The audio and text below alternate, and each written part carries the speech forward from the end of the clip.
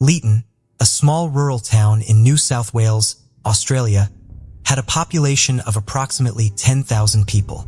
In 2015, it was home to 26-year-old Stephanie Scott and her fiancé, Aaron. The two had known each other since childhood, playing sports together in their hometown. They had stayed close friends until Aaron's 21st birthday party, where their friendship evolved into a romantic relationship. Stephanie, affectionately called Button Nose by her family, was known for her warmth, intelligence, and radiant smile. Much like her father, Robert, a teacher, Stephanie followed a similar career path, teaching English and drama at Leeton High School. She was deeply dedicated to her students and took great pride in her lessons, earning immense respect from her colleagues. April 11, 2015 was set to be their wedding day. A perfectionist at heart, Stephanie had spent months planning every detail, assuring everyone that everything would come together flawlessly. With her bachelorette party behind her and the honeymoon to Tahiti booked, the only thing left to perfect was the couple's first dance, for which they were taking numerous lessons. As the first weekend of April approached, the big day was now just days away, and Aaron asked if Stephanie wanted to join him out of town for a party, but she said she would leave it, having a couple of more bits left to sort out. One of these things was getting a final plan in place for her students while she was away on her honeymoon. April 5, 2015 was Easter Sunday, and at about 11 a.m., Stephanie headed into her school to drop off the handover for the substitute teacher. Stephanie parked her car outside and then walked to meet a colleague that lived near the school. They both went together to unlock the gate, with Stephanie locking it after her and keeping hold of the keys as she headed for the English teacher's staff room. Whilst there, she sent an email to a bus company confirming the transport for her guests to get to the wedding. And after this, she carried on working for another couple of hours. Happy everything was finally sorted, she left the admin block, keys in her bag, heading for the gates. Aaron knew she was going to be away for a few hours, of course, but as the sun started to set and there was still no word from her, something felt wrong. He had been texting her the previous evening, and in the morning getting prompt replies, but since the middle of the afternoon he had heard nothing back. He got home at around 7:20 p.m., but there was still no sign of her and her car wasn't outside either. Aaron tried to put his panic aside, hoping maybe the stress of the wedding and leaving her students for so long meant she just needed a little space. But to be completely silent like this was just not like her. Although planning a wedding is stressful to say the least, Stephanie had by all accounts very much enjoyed the process. And in the previous days, she had been telling all of her students about her dress and the wedding food. This wasn't someone that seemed nervous or overwhelmed. This was someone that was excited and ready for the big day. Aaron slept badly and woke up early, messaging her again before he started calling her family. At 4:30 that afternoon, over 24 hours since anyone had heard from Stephanie, Aaron went to Leeton Police Station to report his fiancée missing. Police wondered that because her car was also missing, if she had left the school and got into an accident, possibly rolling into a ditch or a creek and getting stuck there. Helicopters were deployed to start searching the area, as officers on the ground went straight to her last known location, Leeton High School. Due to it being Easter Sunday, few people were in the school that day, which limited the witnesses, but also ruled out hundreds of people, actually making the police's job a lot easier. A check of the alarm inside Stephanie's classroom showed that she had disarmed it at 1:31 p.m. and rearmed it at 1:38 p.m., so they knew she was definitely around at that time. But after this, there was nothing really to note. They tried to use Find My iPhone, but it was turned off. There was also no activity on her bank accounts or social media since Saturday 4th. By April 7th, appeals were now underway via social media, with one post being shared over 1,500 times in just a few hours. Local news stations were running the story and hundreds in the small community were out searching. But given how out of character this was, and now being less than a week away from her wedding day, hope was quickly starting to fade. Her mother, Marilyn, said, "I think if we don't find her today, you can't let yourself think about it, but you do." One witness who was around Leeton High School on Easter Sunday said that at 2 p.m., she had heard some noises that sounded like things being moved or dragged across the ground. She remembered she saw Stephanie's car underneath a covered walkway, but of course didn't think anything of it. But she did also notice her car disappear. Another witness who worked in the school told detectives she had a strange conversation with one of the school's cleaners the following Monday morning. As the school was now buzzing with gossip, speculation, and worry, the witness asked the cleaner if he had seen her before she disappeared. He said he hadn't.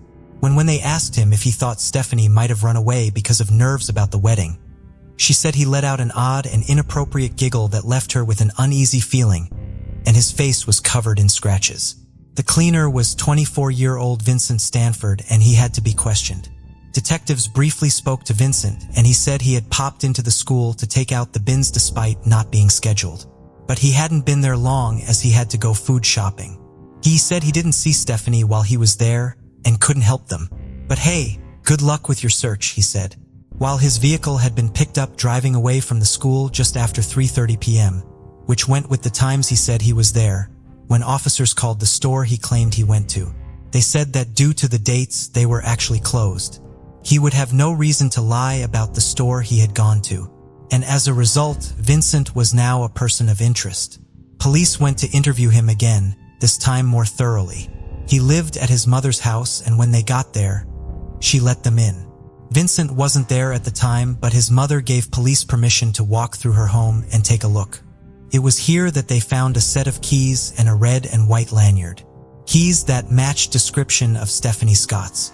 As they were bagging things up, Vincent returned in his car. They seized his vehicle right away and found some MDF boards in the back with what appeared to be blood on them. Outside the front of the house, they had spotted some tire tracks which didn't match his vehicle. They also found a used condom on the ground, the wrapper of which was inside his bedroom. They asked him where he had been that day, and he told them he was out taking photographs, pointing to the camera on his front passenger seat. Detectives asked if they could look at it, and he shrugged and said, sure. Alarmingly, when they turned it on, the first images they found were of a burnt female corpse lying in a wooded area. He told them they were just from a film and that he had taken them because he thought they were funny. But police knew what they were looking at was the body of Stephanie. Vincent Stanford was placed under arrest in connection with the disappearance and now likely murder of Stephanie Scott. Vincent's phone and laptop were full of pictures of underage girls, both from inside Leeton High School and off the internet, in various sexual and shockingly graphic situations, including bestiality. There were also photos of women he had clearly been following around town without them knowing. A very sinister picture and pattern of behavior was being painted. And despite them not yet finding her body, on April 9th, Vincent Stanford was charged with the murder of Stephanie. They continued trying to pinpoint the area the photos of the body might have been taken. On April 10, 2015, 5 days after she had last been seen, another witness walked into the police station to say that he had seen a vehicle driving near a canal just before 4 p.m. on Easter Sunday. He said a man had got out and thrown what looked like a laptop into the water before speeding off. It didn't take police long to recover the laptop, and it was confirmed to be Stephanie's. Following this, the search for her would finally come to a devastating end. 60 miles from Leeton High School, and just a day before what should have been her wedding day, Stephanie Scott's burned body was found. She was in a patch of woodland in the Cocopara National Park. She had been hit over the head 40 times, and the cause of death was blunt force trauma. She had also been stabbed in the neck before being dumped and set on fire. These confirmed that the photos on Vincent's phone were most definitely of Stephanie. Vincent then contacted the police voluntarily and asked to talk to them. At this point, being sat in a cell, he had no idea that Stephanie's body had been found. He sat down and told them everything, including where they could find Stephanie. He told them that the minute he saw her, he had a compulsion to kill her. He quickly went home to pick up what he referred to as a rape kit, which included handcuffs, Viagra, a knife, and cleaning products. On the way, he Googled bride rape and bride raped with wedding gown, as well as making searches for necrophilia. He returned just as Stephanie was packing up to leave. As she walked out, she went past Vincent, caught his eye and smiled at him saying, "I'm going. Have a happy Easter." Vincent suddenly grabbed her and pulled her back into a storage room. Vincent then recalled that he had felt hungry and drove home for a sandwich and coffee, leaving Stephanie lying on the floor of the storage room. After finishing his food, he returned to the school, placed her body in the trunk of her own car before going back in to clean. After this, he drove her Mazda to his house, leaving it parked outside while he talked to his mom and brother. In the early hours of what was now Easter Monday, Vincent drove Stephanie's car to Cocopara National Park. He had taken her engagement and graduation ring and sent these, along with Stephanie's driver's license, to his identical twin brother Marcus, who was living in Adelaide. Marcus sold her rings at a jewelry store and destroyed her license. Although Vincent was still trying to deny any sexual assault took place, officers knew that this was not true, and Vincent would also face further charges of aggravated sexual assault and inflicting actual bodily harm. Vincent Stanford had been born in Australia, but his family had moved to the Netherlands when he was just 3 years old, before moving back to New South Wales later on. He told police he had dreamed about killing someone as early as 7 years old and had choked his teacher when he was 12. His classmates used to call him psycho because of his violent outbursts. Vincent was made to attend what was called a behavior school because of his unruly behavior, limited social skills, limited friendships, and oppositional behavior. He said he was never able to adapt to society, adding, "I would have to require emotions, I have almost none." He was later admitted to an adolescent psychiatric center where he was diagnosed with autism and oppositional defiant disorder. After he was released, Vincent told police he wanted to go to university or join the army, but he was rejected by both. It was after this that he went on to get a series of jobs before getting the job as the cleaner at Leeton High School. He had only been hired on a 5-week contract, but this had been extended. When he started to work in the school, he often lurked in the girls' toilets when students were on their lunch break. From delving deeper into his phone, detectives found that Vincent had stalked a 12-year-old girl in the school and 2 other women who worked in nearby shops before he killed Stephanie. They found almost 2,000 photos of the 12-year-old on his phone, and he had even written about her in a journal. He had followed her home several times and started taking notes of when she was out and who else was in her house. One of his entries read, "Home alone 1540. Time enough to abduct." It is thought that his intended target was initially this young girl. And when this plan didn't happen, he went to the school where he set his sights on Stephanie. Results from inside his vehicle came back and showed that the stains on the MDF boards were positive for Stephanie's DNA.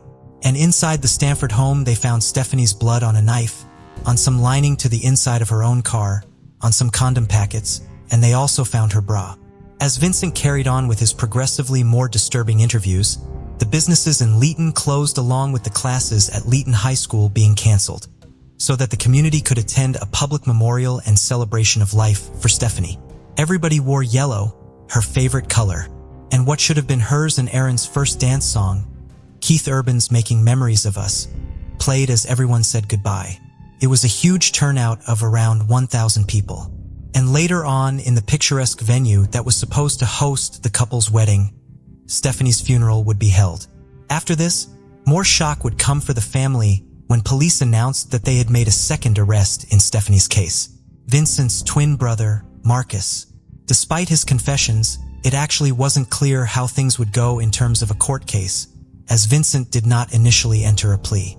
But based on all the evidence presented by the prosecution and police, it was ruled that the case was definitely capable of resulting in a conviction before a jury, and he was committed to stand trial. Psychological tests are being carried out by experts, and they revealed that they believed he was absolutely a serial killer in the making. He was void of emotion or empathy. He was an unbothered, often laughing and shrugging things off as he spoke. Fortunately for Stephanie's loved ones, they would be spared any such trial.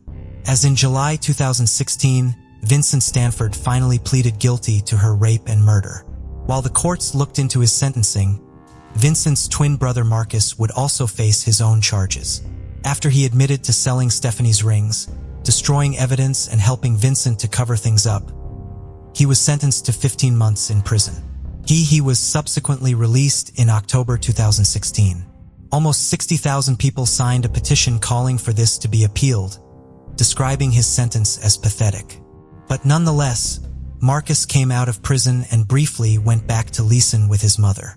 It is unknown where he is now, after residents made it clear he wasn't welcome there. The twins' father, Steve, said he was baffled and horrified by Vincent's crimes. "I don't want to call him. I don't want to sit down with him. I don't want anything to do with him. I don't know why he did it. I never asked why he did it. And to be honest, I don't want to know. The day before Stephanie would have turned 28 years old, Vincent Stanford was sentenced to life in prison for murder and 15 years for aggravated sexual assault. In court, Stephanie's mother, Marilyn, said Vincent was too pathetic and inept to make a life of his own, so he chose to take a life he had no right to. We will never know what she suffered, but to know that she suffered at all is too difficult to bear. Stephanie's family called for more stringent screening and assessments of employees working at schools, and they also settled a civil case privately with the New South Wales Education Department. Their lawyer said the primary reason for taking action was to ensure that the sort of risk that Stephanie Scott was exposed to is not repeated in the future, and that more stringent screening procedures are in place for employees who work at public institutions, such as schools. More tragedy would strike for the Scott family when, just over a year later, Stephanie's father Robert would lose his life in a freak accident when a tree fell on him, crushing him to death. He too would be laid to rest at the same place his daughter was. After the loss of Stephanie, Aaron moved to Europe to try and escape some of the pain associated with New South Wales. 5 years after losing her, he found love again and celebrated his engagement to Samantha. The Leeton mayor said the loss of Stephanie is something the community will never forget, and there were even books written about her case. I think as time goes by, you tend to try and not think about the event, the horrific nature of what happened. People simply can't believe something of that nature happened here. It is just unheard of. The whole circumstances around it. To think her life ended as it did when it was just starting, the mayor said. Her family hoped that Stephanie is remembered for all of her amazing traits and her passion for teaching, helping, and coaching people. They said Stephanie embodied all this is good about humankind. She made a tangible difference to the lives of so many people. Stephanie would want us to resume our lives. We need to be kind to ourselves and let the music and fun back in. Discover the chilling world of secret crime mysteries, where we delve into the most perplexing cold cases and unsolved crimes. Join us as we unravel hidden clues and explore haunting mysteries. Subscribe now and be part of the journey to bring these cases to light. Pakistan is a captivating country, home to some of the most stunning landscapes found anywhere in the world. Despite facing significant social and economic challenges, Pakistan's history is both fascinating and compelling. With a population exceeding 200 million, over 10 million people reside in the city of Lahore, the setting of this story. On Tuesday, October 9, 2001, a guard was making his morning rounds in Block 7 of the maximum security Lakhpat jail, waking prisoners at around 5 a.m. When he reached one of the cells, he found a prisoner lying on the floor. The guard opened the door to check on him, only to find that the prisoner was unresponsive and had clearly been dead for several hours. In another cell, the body of a second prisoner was discovered. With 2 prisoners now dead, it seemed like the conclusion to a case that had stunned Pakistan. However, the incident left more questions than answers. Our story starts in 1999, as the new millennium began. In May of that year, General Pervez Musharraf seized control of the government in a coup, and Pakistan's economy was in turmoil. The future seemed uncertain for many, as daily struggles to survive were widespread. In search of a better life, many people left their villages and migrated to cities like Lahore. Every single day, people arrived in Lahore in search of a brighter future, hoping to find what the city had to offer them. Amongst those who go to Lahore are young boys who have run away from their homes looking for something new. But the reality of life in the city is very different. What happens to many of these vulnerable children is awful. They are often targeted and exploited for cheap labor and also sexually abused. They fend for themselves in a place they don't know, without the security and safety of good adults around them to care for them. In late November 1999, for police in Lahore, their day had started as normal. When checking through the mail that had been delivered, a letter was found. Unfolding the paper, the words written on it were graphic and horrifying. It was a confession. My count has reached 100. With the grace of God, I have accomplished my mission. Tears roll down my cheeks. I will make sure my mission and my message reaches the world. I am going to make many mothers weep. I will send their sons to the next world without coffins through the gutter. The letter detailed the names of the victims and gave a minute-by-minute account as to what had happened to them and how they had met their deaths. Every grim detail was in there: how long it took to dissolve a body and how much the acid had cost him. He then gave the address for this alleged house of horrors, 16B Ravi Road. The deputy superintendent of police, Tariq Campbell, took a couple of officers to 16B Ravi Road to investigate. After knocking on the door, the homeowner appeared, 38-year-old Javed Iqbal. The police quizzed him on the letter, asking for more details and if he knew anything about it. Javed quickly became unpredictable and volatile, grabbing a gun and saying he would take his own life if they didn't go away. So the police left. They didn't question him further.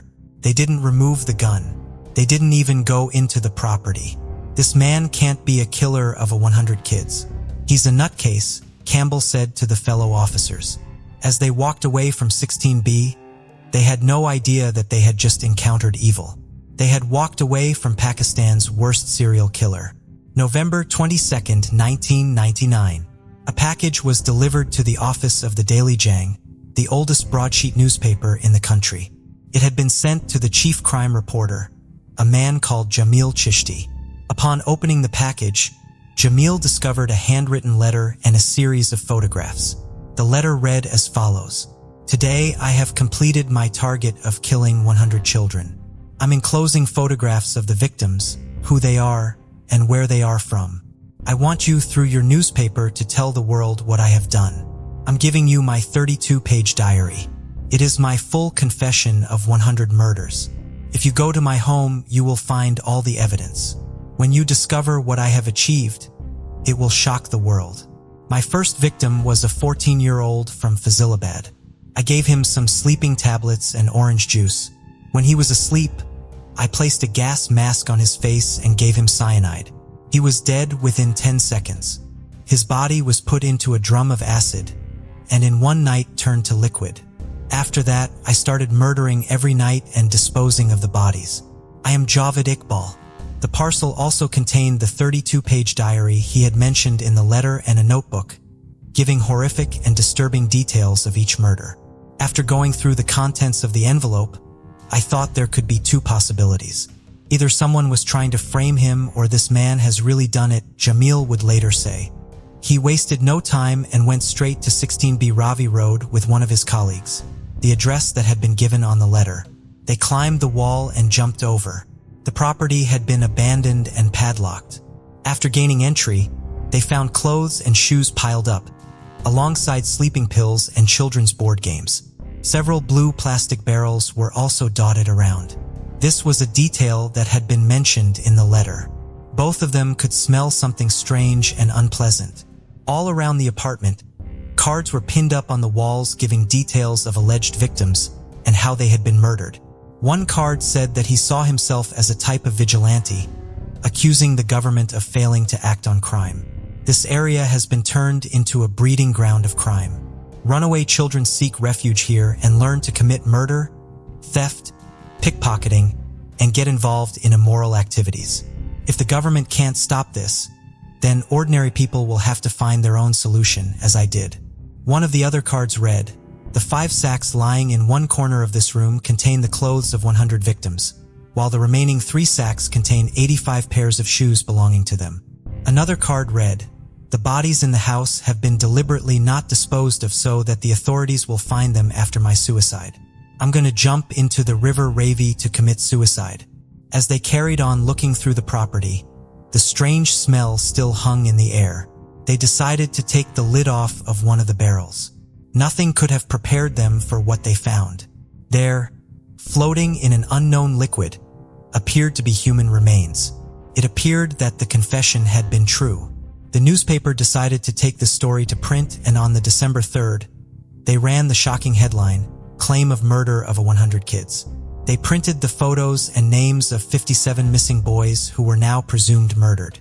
The shoes and clothes that had been found were taken to the police station in order for them to be identified and linked to any of the missing boys. Parents broke down in uncontrollable sobs as they recognized the clothes of their children. The police ran tests on the contents of the barrels and found that they contained a combination of sulfuric and hydrochloric acid. They had a confession. They had a detailed account of the murders. They had a crime scene. They had several bodies. But they had no suspect in custody. Javed Iqbal was on the run, and the largest manhunt Pakistan had ever seen was launched. It had now been a week since the letter and confession had been sent to the Daily Jang. 2 people were arrested after attempts had been made to cash checks that belonged to Javed Iqbal. They allegedly told the police that they were partners in crime and confessed to committing sexual violence against some of the boys that had been killed. The police still couldn't find Javed Iqbal, and the hunt was ramping up to find him. People were hopeful that he hadn't acted on his promise to end his life, and that they would find him in time to bring him to justice. Another man called Ishaq Biller had also been arrested as an accomplice for allegedly being the one who had sold Javed Iqbal the acid. Just a few days later, on December 7th, Ishaq was being interrogated at the CIA headquarters in Lahore. During the interrogation, he jumped out of a window on the 3rd floor. He was killed instantly, and witnesses who saw this happen said he was not wearing handcuffs when he fell.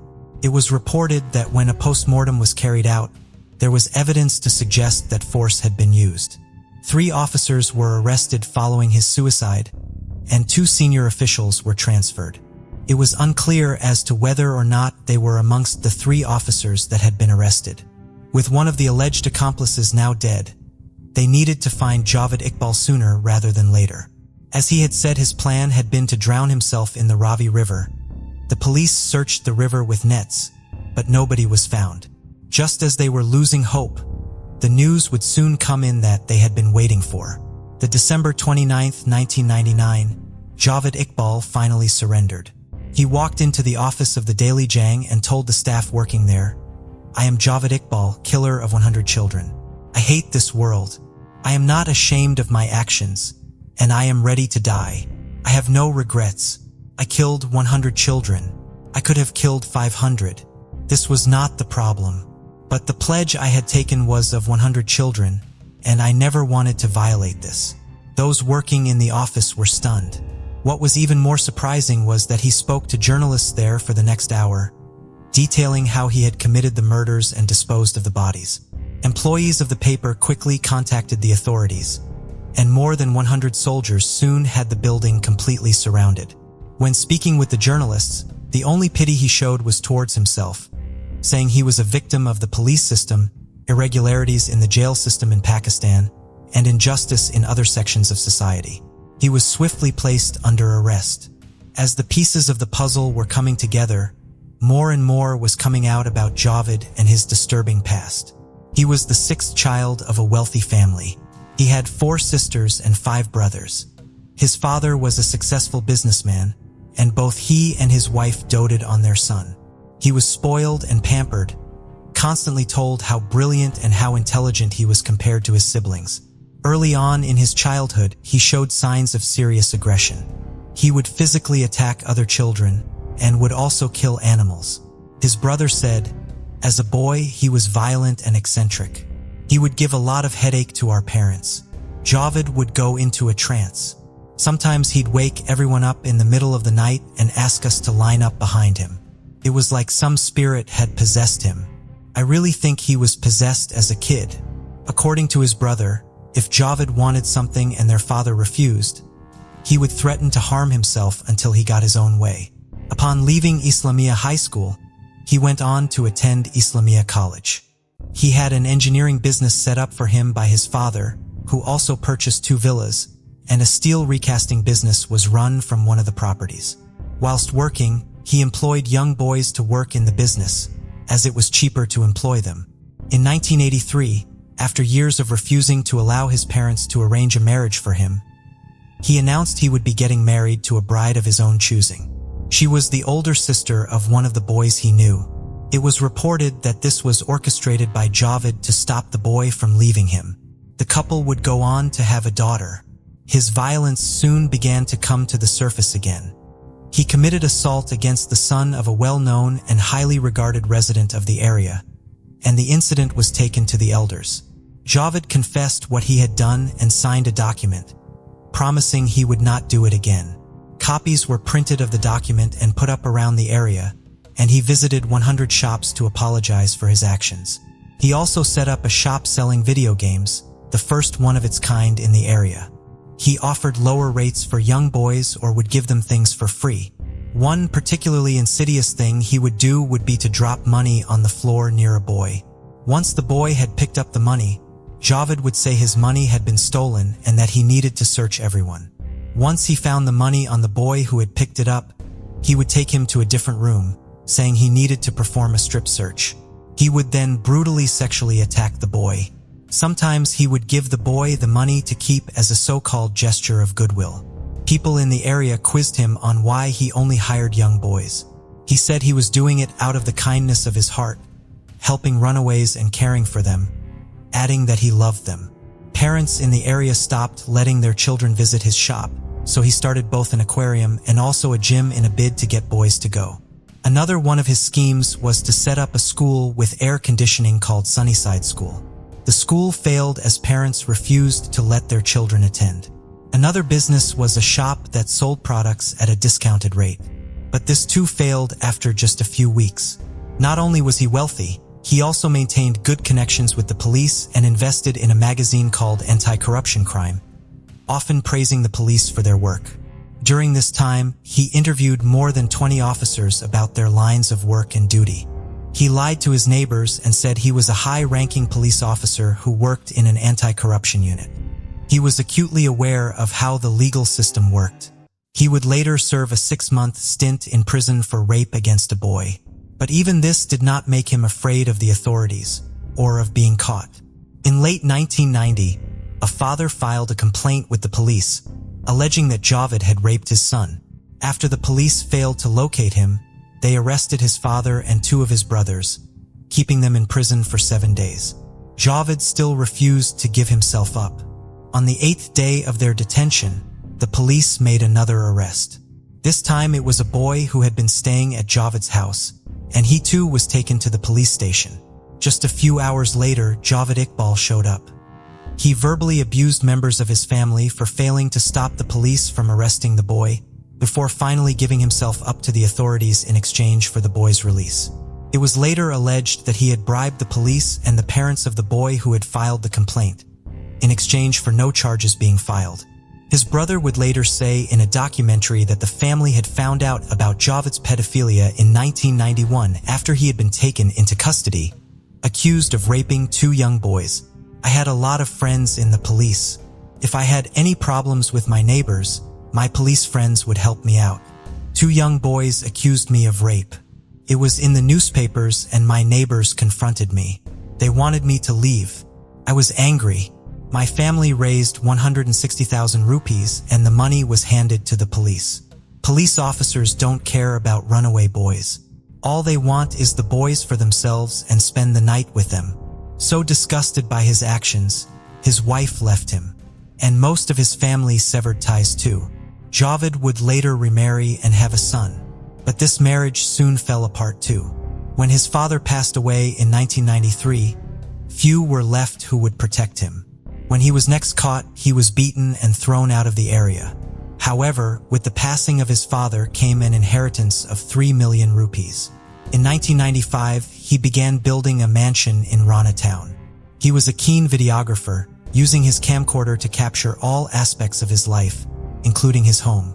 The property was enormous, boasting a pool, wild animals, and a sprawling underground space. "I loved my palace. I had exotic flowers and wild animals, tigers, monkeys, and snakes. These were the happiest days of my life. I had such fun and great times with my friends." He continued his schemes to try and meet young boys. Another method he used was using children's magazines to find pen friends. He would receive photographs of these pen friends and would then shortlist them to the children he found attractive and actively engage with them. He would send presents and money, grooming them, trying to get them to send photographs of themselves or go and visit him. As his extravagant spending continued, he was no longer living within his means. His money was rapidly running out.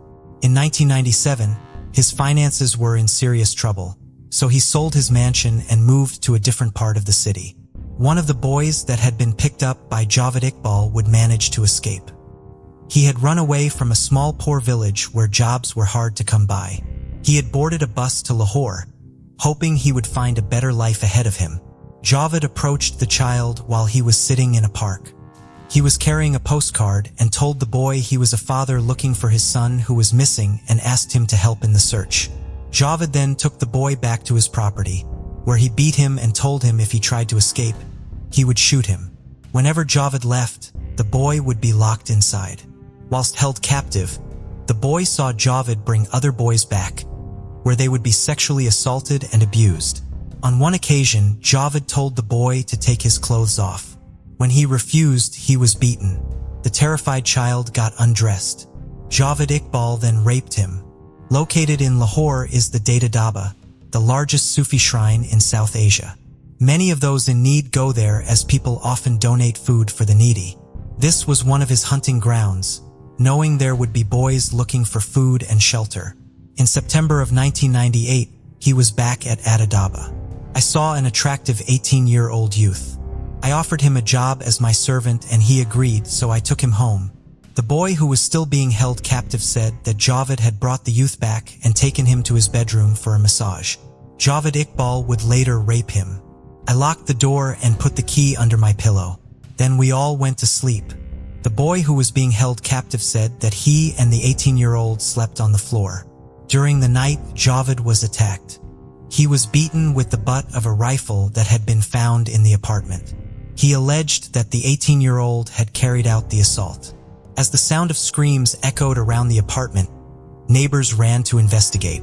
They found Javed lying on the floor covered in blood and the younger of the boys with a head injury. Javed Iqbal could not lie his way out of this one. Enraged, the neighbors threw him out of the village. Javed was unconscious in hospital for roughly 3 weeks. The assault resulted in a broken jaw and fractured skull. He was arrested on suspicion of rape but was later granted bail. Nobody in his family would pay for his medical treatment, and his aging mother was trying to care for him as he couldn't even walk without help. Clinical psychologist Akhtar Ali would later say that this incident was the turning point.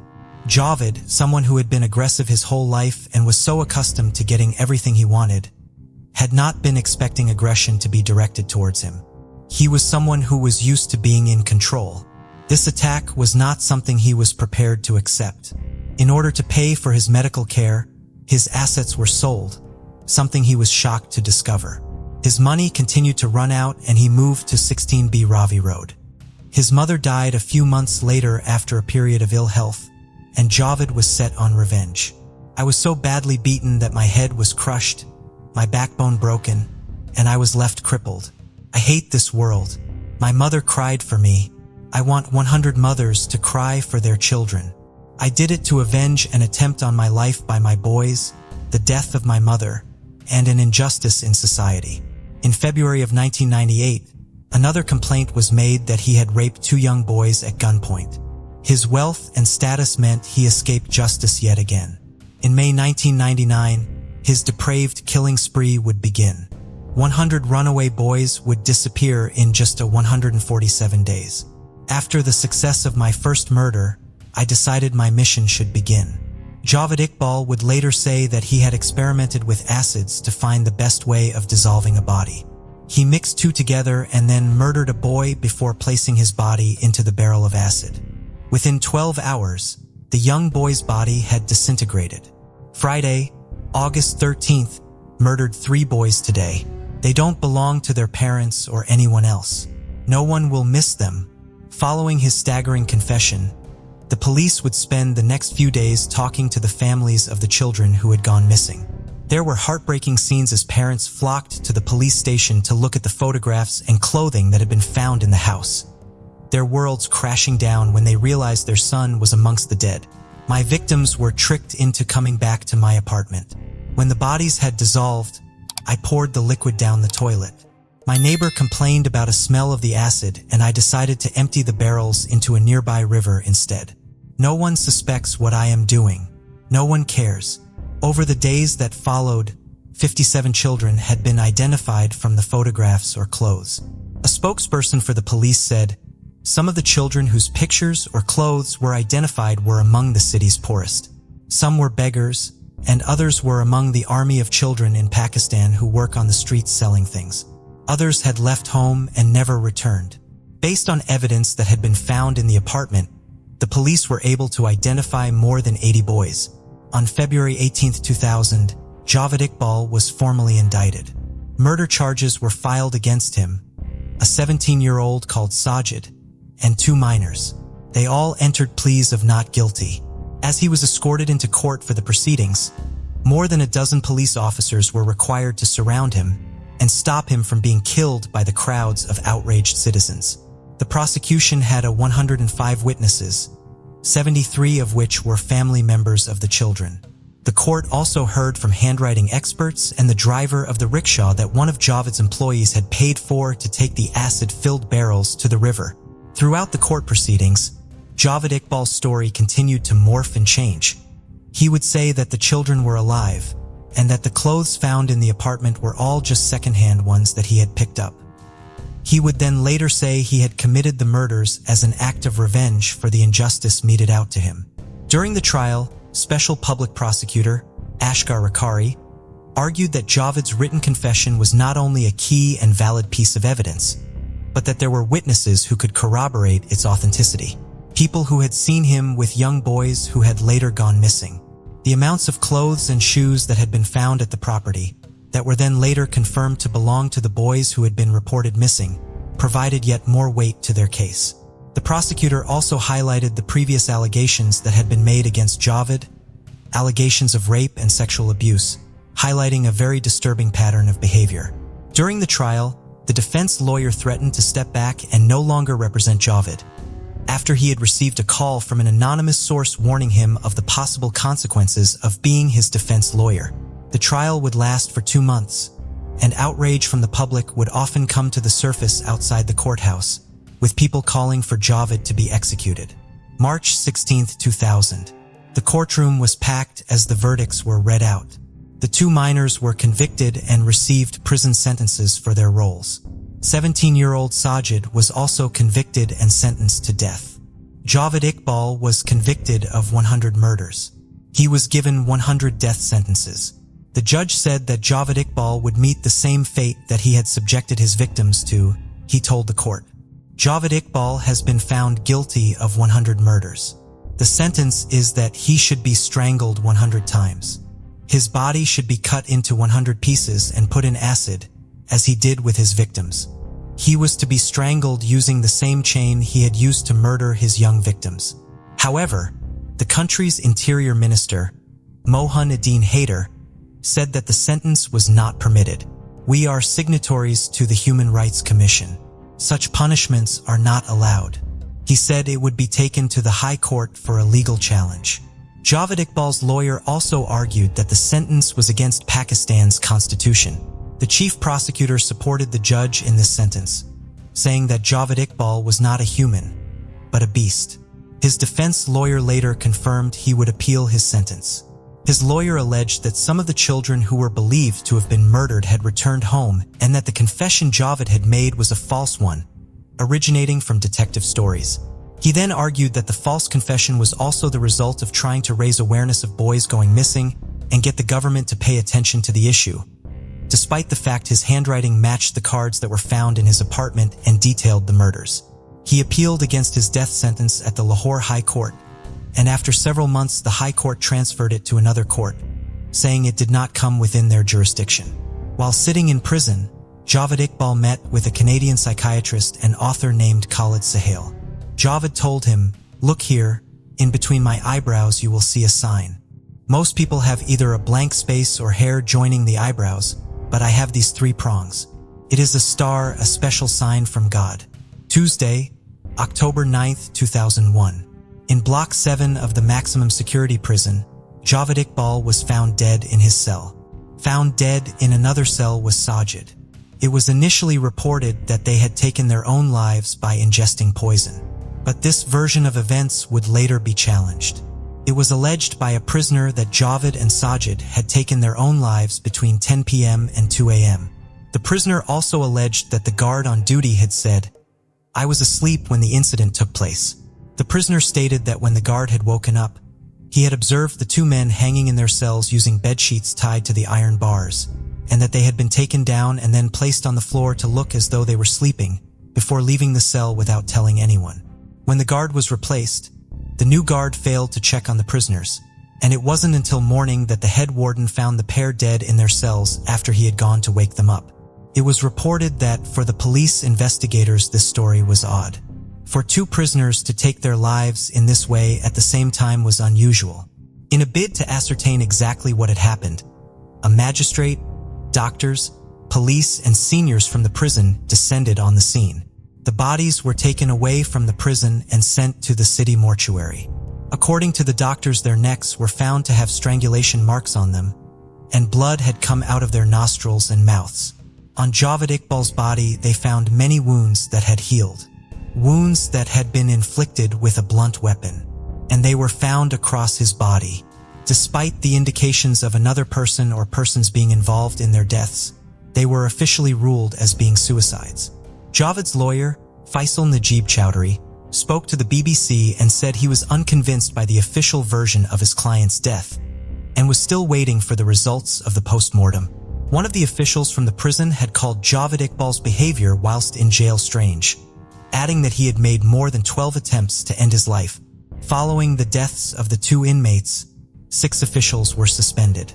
Javed's family refused to collect his body from the mortuary, with his brothers saying the day he had made his confession was the day he had died to them. The story of the case would later be made into a film. It was announced in 2021 that Javed Iqbal, the untold story of a serial killer, would be coming out. The day before it was scheduled to be released, the Central Board of Film Censors pulled it from cinemas, citing objections to it from the public. However, many expressed their disappointment over the decision to pull the film. Following changes and edits, it was announced it would be released in Pakistan on the May 19, 2022. The impact of this case cannot be understated. It is a story that has captured and horrified people in equal measure for more than 20 years. The horror, brutality, and scale of it all lingering in the public consciousness. For the loved ones left behind, knowing the appalling deaths these boys were met with is crushing. Knowing that so many had gone missing and nobody had noticed, knowing that there had been opportunities to catch and properly punish him for his crimes against children. But these had either been missed or had no impact are thoughts that are too awful to comprehend. There are now 100 families that are missing their sons, grandsons, brothers, nephews, and cousins. For many of these boys, hopes and dreams of a better life in the city were cruelly and brutally snatched away. Words almost seem futile when trying to wrap up a case like this, but the least one can do is think of these boys and their families, and hope that such atrocities never ever happen again. On November 18, 2020, the Decatur Police Department in Decatur, Alabama, received a phone call that stumped the switchboard operator. Eventually, the call was redirected to Detective Siobhan McGinness of the Violent Crime Unit. The first thing the caller said was, "I want to confess to a murder I did years ago." Naturally, Detective McGinness was skeptical of this unexpected confession, suspecting it might be a prank at best, or a setup for an ambush at worst, especially since the caller wanted to meet with him in person. The caller did little to reassure the detective of the truthfulness of his statement, as he couldn't recall the day or the year the murder he claimed to have committed had taken place. Detective McGinness had to consult a chart the department maintained of local homicides committed from the 1980s onward in order to use the other details the caller provided to try to identify the case he was confessing to. He ultimately narrowed down the case to murder that occurred in 1995. 26-year-old Christopher Alvin Daly had been last seen alive on April 25, 1995 around 3:20 in the afternoon at the Huntsville Hilton Hotel. He worked as a server at the hotel and was there that day to attend an employee meeting. He told an acquaintance that he was going to meet someone in Decatur but did not say their name or why he was going to meet them. The family reported him missing the following day around 3 p.m. but would later learn that he had been located but not identified an hour before they made their report. Two 17-year-olds, a boy and a girl, had been out looking for leaves for the girls' leave collection when they found Christopher's body approximately 25 feet off of George Russell Road along what had previously been used as a logging road. He had been shot once in the head. Less than 2 hours later, Christopher's 1983 Toyota Tercel was found partially submerged in the Tennessee River in an industrial park 4 miles away from where his body was found. A rock had been tied to the vehicle's accelerator, and Christopher's wallet and identification were still inside of the car. Police could not establish a motive or identify any suspects in the case despite their best efforts, and the case went cold quickly. It was re-examined several times over the years, but no major breaks came in the case until the phone call in November of 2020. The man who made that call was 53-year-old Johnny Dwight Whited. Whited had a series of arrests on his record for traffic and drug offenses. At the time of the phone call, he was out on bond for felony possession of methamphetamine. He had been 28 at the time of Christopher's murder, and his wife had filed for divorce from him just 8 days before the murder occurred. Less than a month after it, Whited had pleaded guilty to a drug paraphernalia charge. Detective Muqaddam was still somewhat skeptical of Whited's confession after the phone call, despite the details he had provided the phone, but still agreed to meet with him. He and several other members of the police department met with Whited, who gave Detective Muqaddam directions to the scene where Christopher's car had been put into the river from the back seat of a patrol car. A gate that had not been built in 1995 prevented them from driving all the way to the scene, but Whited was able to show them the last quarter of a mile of the way on foot. In his description of how the vehicle was put into the river, he was able to provide details that Detective Muqaddam believed only the person who had put the car there and the crime scene technicians who had removed it would have been able to know. During this meeting, Whited also accurately reenacted the crime and provided further details that matched up with the details of the murder. These details were what finally fully convinced Detective Muqaddam that Whited's confession was genuine. According to Detective Muqaddam, Whited apologized multiple times for the murder. He seemed embarrassed and as though the murder had been weighing heavily on him. This, of course, does not lessen his responsibility in the crime or change the fact that he remained silent for more than 2 decades. It's not an excuse, Detective Muqaddam told the Washington Post. He killed somebody. He should have come forward all those years ago. Whitehead finally confessed to the murders after 25 years because he is terminally ill with stage 4 lung cancer and wanted to clear his conscience before he meets his maker. Detective Muqaddam discussed the motive of the crime with Whited but could not publicly disclose it so as to protect the pending legal case against Whited, who has been charged with Christopher's murder. He was able to say that Christopher and Whited had not met each other prior to the murder. Whitehead was released from the Morgan County Jail on November 29, 2020, after posting $15,000 bail. His court-appointed attorney, Griff Belzer, believes that the bail amount, low for the serious nature of the class of felony he has been charged with, was approved by a judge because of his client's ties to the community and his declining health. A preliminary hearing has not yet been set and Whited's lawyer is unsure if Whited will want him to file for one. It's a strange set of facts and circumstances surrounding Christopher Daly's surviving family members were made aware of Whited's confession and arrest. They had been losing faith that the case would ever be solved and are grateful and relieved to finally have answers. Fawn Cox was a student at Northeast High School in Kansas City, Missouri. She was an active member at the Sheffield Assembly of God Church, where she participated in numerous youth activities.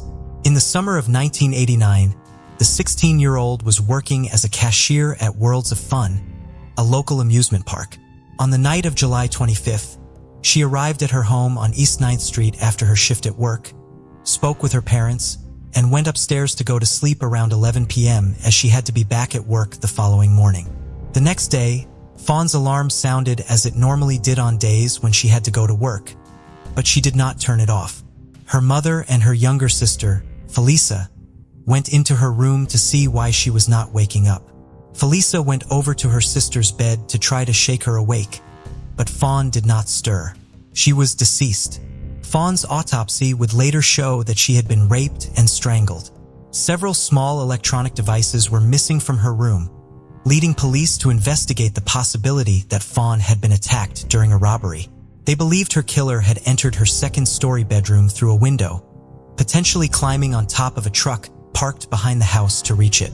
Vaughn shared her bedroom with one of her sisters, but had been the only member of her family sleeping upstairs on the night of her death. Her parents and sisters had been sleeping downstairs because they had air conditioning units on the main floor. None of them heard any of the noise from the attack during the night, potentially because of the noise generated by the air conditioning units. The only unusual thing they noticed that night was the agitated behavior of the family dog, which they had simply attributed to the fact that she was pregnant at the time. 3 arrests were made in the case within a month of the murder. 2 of the suspects were juveniles. At least one of the suspects remained in jail for 8 months until the case against him fell apart. The witness whose testimony led to the arrests admitted that they had lied to the police, and the charges against all 3 suspects were dropped. The killer's DNA was found at the crime scene in semen and in hairs. As technology progressed over the years, the DNA profile from that evidence was able to exclude the 3 original suspects as well as several others. No match to it was ever found in any criminal database. By 2019, as genetic genealogy was solving cases all over the country, the Cox family questioned why the new technology was not being used in Fawn's case. As happy as they were that so many families were finding the answers they had spent 3 decades chasing, they did not see why the same technique could not be used in Fawn's case when a DNA profile was available. The Kansas City Police Department had not used genetic genealogy in the case because of a lack of funding. Fawn's family therefore began fundraising to cover the cost, hosting a motorcycle ride, t-shirt sales, auctions, and pool tournaments. However, the police would not accept the funds. According to Sergeant Jake McKenna, the department had to serve everyone equally and could not allow certain cases to receive more advanced tests over other cases based on a family's ability to pay for them. The Cox family argued that the money should be accepted because it wasn't theirs. It had been contributed by the community at large. Kansas City police began looking into federal grants that could be used to cover the cost. Eventually, the FBI took on the cost of using genetic genealogy in Fawn's case, and in November of 2020, Fawn's murder became the first case in Kansas City solved using genetic genealogy. Fawn's killer was identified as her own cousin, Donald Cox Jr., who had been 21 at the time of Fawn's murder. He had died of an overdose in 2006. His death was ultimately found to not be the result of foul play but had initially been treated as suspicious. The medical examiner had therefore opened an investigation and saved a blood sample from his autopsy. DNA was extracted from that sample to confirm that Donald's DNA was a match to that found at the crime scene. The Cox family's relief at finally having Fawn's killer identified was of course complicated by feelings of betrayal, as Fawn had been taken from them by someone within their own family. However, when the Kansas City Police Department notified Fawn's parents of the identification, they did say that they had occasionally suspected their nephew of being involved in the crime over the years. "It's a relief that there's closure," said Felisa Cox after the announcement was made. "The answers aren't always what we were asking for, but there's closure." Siobhan McGinness was, according to her father, a genius who spoke perfect English by the time she turned 4. She was also a happy and outgoing child who was always smiling. On February 5, 1974, the 5-year-old went to a friend's house to play. She then began the short walk back to her home, less than 3 blocks away in the north side of Missoula, Montana. She never arrived and was reported missing. A massive search for Siobhan began, utilizing law enforcement, search dogs, and over 100 volunteers. The effort was complicated by heavy snow that fell the day after her disappearance. On February 7th, 2 days after Siobhan went missing, her body was found in a snowy drainage culvert near the Tura exit of Interstate 90, east of Missoula. Her autopsy would reveal that she had been sexually assaulted and sustained a head injury and 2 stab wounds to the chest. Police investigated several suspects, including a 15-year-old boy who underwent a lie detector test and questioning under the influence of sodium amytal before being cleared. Police identified a vehicle that was potentially connected to the case, a green Cadillac with New York State license plates, but never located it. Despite an exhaustive investigation involving multiple law enforcement agencies, the case ultimately went cold. Same bowls from Siobhan's rape kit were thankfully properly stored following her murder, and they would provide authorities with the killer's DNA profile once technology advanced to the point where it was possible to extract it. It was run through criminal databases, but no match was ever found. The Missoula City Police, the Missoula County Sheriff's Office, the Missoula County Attorney's Office, the Montana Department of Justice, and the FBI would all contribute to the investigation over the years. In 2019, Missoula Police began working with the Cold Case Squad at the Missoula County Sheriff's Office to explore other ways of using the DNA evidence to solve Siobhan's case. They worked with Othram Incorporated to use genetic genealogy in the case, an effort which eventually led investigators to a potential suspect. That suspect's children were contacted, and they provided DNA samples for comparison, which confirmed that the suspect was the contributor of the DNA from Siobhan's rape kit. On October 26, 2020, more than 46 years after Siobhan's murder, Missoula Police Chief Jason White announced during a virtual press conference that DNA had identified Richard William Davis as a suspect in the case. In addition to the DNA evidence, police learned that Davis had driven a green Cadillac with New York plates in 1974, and photographs of him from that time period were consistent with descriptions given by 2 eyewitnesses. Davis could not be arrested, however, because he had died in 2012 at the age of 70 in Cabot, Arkansas, where he had lived since the late 1980s. Davis was a born-again Christian and had worked for years as a truck driver. He was survived by a wife, 4 daughters, 9 grandchildren, and a great-granddaughter upon his death. His family has cooperated with the investigation and reached out to Siobhan's family. During their virtual press conference announcing the resolution of the case, Siobhan's half-sister Una, appearing through a video conference, requested that the public show Davis's widow and daughters the same kindness they have shown her family and respect their privacy during this difficult time. The family of the suspect are very kind people, Una said. They did not have to cooperate or care about these things, but they were willing to do this for us, and they have reached out to us. They sent a very lovely statement to our family from theirs, and they are also experiencing their own new family tragedy. Authorities do not know why Davis was in Missoula in 1974 and believe he may have just simply been passing through. He lived and worked all across the United States during the 1960s-70s. He was a missionary on the Sioux Reservation and later a mine worker in South Dakota in the 1960s, a school bus driver in Alaska in the mid-70s, and a security guard at the Arkansas School for the Deaf and Blind in the late 1970s, early 1980s, when he was also a volunteer with Big Brothers Big Sisters. He is also known to have lived in Pennsylvania and New York and to have traveled extensively to numerous other states. While Davis has no known criminal convictions, he had previously been connected to other crimes. After authorities in Missoula notified the Village of Bath Police Department in Bath, New York, of Davis's connection to murder, they reopened one of their own cases. 24-year-old Barbara Jean Alexovich disappeared in 1973 when Davis was living in Bath and working at a local dairy. Davis was known to police because of several alleged incidents of attempted child luringings, including an attempted abduction of an 8-year-old girl the same year Barbara went missing. Barbara and her husband had been at the local Elks Lodge on the night of October 3, 1973, and she left the establishment to walk the 2 blocks to their home alone. She has never been seen again. Police are asking anyone with information about Davis during his time in Bath or Barbara Alexovich's to contact them. Shortly after the announcement of the identification of Davis, Siobhan's family announced plans to memorialize her in Missoula. The Zootown Arts Community Center is currently raising funds to create a rooftop garden in Siobhan's memory, which Siobhan's mother hopes will serve as a place that will bring the entire community together. If they are unable to execute the rooftop garden as planned, any funds that are raised will be used to create an alternative memorial. As the cultural heart of Japan, Kyoto is the last place anyone would expect a mass murder to take place. However, on the humid, overcast morning of July 18, 2019, one man's pursuit of revenge over a perceived act of plagiarism would send shockwaves across the world.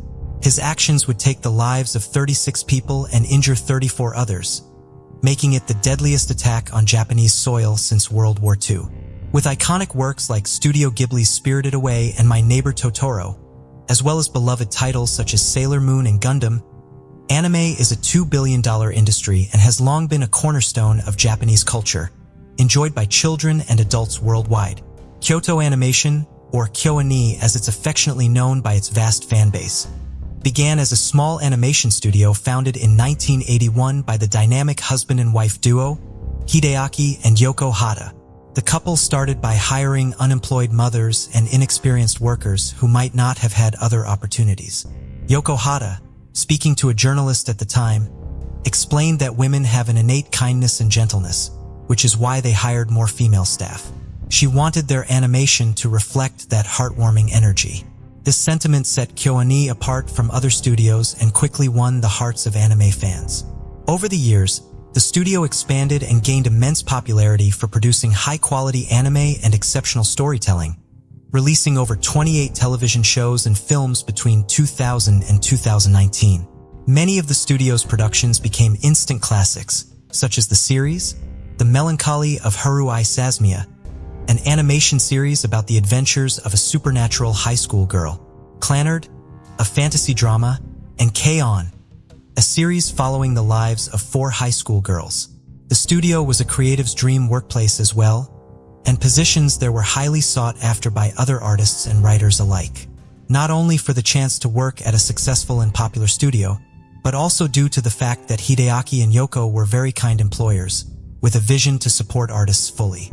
They paid a generous full-time salary to staff, where other animation studios tended to only pay artists and writers on a freelance basis. They also offered an array of training opportunities within the studio, as both Yoko and Hideaki believed from the beginning in fostering artistic talent wherever they found it. One way in which the studio discovered new talent and up-and-coming artists was by running the annual Animation Awards competition, a yearly cash prize contest open to professional and amateur writers alike, and offering the chance for lucky winners to have their stories published and adopted by the studio. Unbeknownst to Hideaki and Yoko Hata and others at KyoAni, it would be the same competition that would spark a hatred so deep in one man and flame his obsession with revenge, culminating in one appalling act of violence. The morning of Thursday, July 18th, started pretty typically for the employees of the KyoAni Studio 1 building. The day, though overcast, was already growing humid, and the cicadas could be heard buzzing continuously in the trees jotted along the roads, leading to the busy Rokajiza train station in the residential area of Fushimi, where Studio 1 was located. From the outside, Studio 1, the animation company's main base of operations, was just an ordinary-looking, old-fashioned, and simple 3-story building, connected by a single iron spiral staircase. But the inside was very much different. The interior had a buzzing, but very relaxed and creative atmosphere. Tatami mats were laid out on the floors, as is Japanese custom in the home. Employees walked around barefoot or in slippers. There was even a space in the corner of the second floor for taking a nap if artists wanted to catch up on sleep after lunch. The Hatters always wanted their company to have a family feeling to it, and Studio 1 was a testament to that. Around 70 artists, writers, and animators were gearing up for another hectic day of creating, whilst chatting and laughing about their plans for the weekend. Amongst them was 22-year-old Yuka Kasama and 23-year-old illustrator Yuki Amura, who had both only just recently joined the studio after graduating from university. Yuka's mother would later say about her daughter that her dream since she was a young child was to go into the animation industry. At around 10:30 a.m., a disheveled and heavy-set man wearing spectacles, a sweat-stained red t-shirt, and dirty stone-washed jeans burst through the front doors of the studio, carrying a 40-liter liquid container and shouting, "Die, die, die." The man then began frantically splashing gasoline around the entrance, hallway, and over shocked studio employees, who attempted to stop him. A desperate struggle ensued, but the man pulled out a lighter and ignited the fuel, causing what many witnesses recalled as a large flash and explosion. A middle-aged man who was working at a housing exhibition near the studio at the time told reporters after, "I was in the office around 10:30 and suddenly I heard an explosion. When I went outside, I heard another large explosion. I could see there were flames and smoke mainly on the second and third floors of the studio, and some people were evacuating.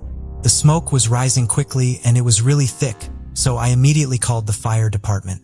Engulfed in flames, the culprit fled screaming from the building where he was pursued by 2 studio employees, and with the aid of police officers later, he was wrestled to the ground in a courtyard around 100 meters away. As the badly burnt man struggled with police, he repetitively shouted, "They plagiarized my work. I did it because they stole my novel." And he demanded to speak to the president of the studio. Police restrained the man who had severe burns on his legs, chest, and face until backup arrived. Officers also discovered knives and bladed weapons concealed in a bag near the studio that belonged to him too. Due to the very common occurrence of earthquakes in Japan, the vast majority of smaller buildings, such as the 3-story Kyoto Animation Studio 1 building, are constructed with wooden frames, which can cause fires to spread with chilling ease heartbreakingly. This would also prove to be the case with Kyoani, which, due to its designation as a small business building, also lacked sprinklers and fire extinguishers throughout its premises. The flames spread and grew ferociously within seconds, trapping most of the terrified employees, including Yuka and Yuki, inside the building and forcing them up the single spiral staircase to the smoke-engulfed 2nd and 3rd floors, where many of them collapsed due to suffocation or succumbed to the flames and died. Firefighters would later state that the fire had grown to the unbelievable temperature of 957 degrees Fahrenheit. Bystanders on the street outside could only watch helplessly in horror as screams and shouts drifted from the building, which was now submerged in smoke. The extreme heat and toxic fumes drove many of them back as they desperately awaited for the fire brigade to arrive on scene. 81-year-old Ken Okamura, who lived close to the studio, told reporters the next day that he saw several women jump from the burning building's 2nd floor. They were so badly burned the blood was coming from their noses, and all of their clothes, but their underwear were gone, he said. Another witness was 74-year-old Hatsumi Yamashita, who taught dance at the local community center, where many of the injured were brought to receive immediate emergency treatment. The dance teacher told reporters she thought one of the girls was wearing a jet black outfit. However, when she looked closer, she realized to her horror that when the girl lay down on the floor, she was so burned that she was almost naked. "I could never forget this young woman," Ms. Yamashita said. On this tragic morning, the studio president, Hideaki, wasn't at Studio 1. He had been preparing for an interview with a major Japanese television channel about some animation work that they had created for the 2020 Tokyo Summer Paralympics across the city at Studio 5. It was just as the interview was coming to a close at around 10:33 that he received a call from one of his employees informing him that there was a fire at Studio 1. He later stated he wasn't overly concerned at the time. The member of staff who had called him didn't seem alarmed, and Hideaki wrongly assumed one of the animators had set off a fire alarm or that there had been a small confined fire in the staff kitchen. He brushed off the call and continued his morning as usual, making preparations for an early afternoon business meeting at Studio 1, telling himself he would find out soon enough what had been the cause of the telephone call. It would only be a short while later as he was driving towards Studio 1 that he noticed the thick black smoke and heard the wailing sirens. He began to worry. He called his wife Yoko on her cell phone. He knew she wasn't scheduled to be at Studio 1 that day, but was relieved to know that she was safe, though she also didn't know what was happening.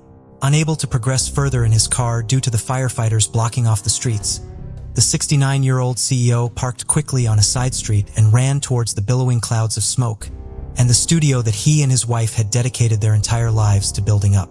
As soon as he got to the scene and saw the scale of the fire, he knew there was nothing he could do. He stumbled upon a small group of his employees sprawled out on the ground in an alley coughing and crying, their clothes and skin black with smoke. He asked them what had happened, and when no one could really answer, he fell to his knees and embraced them.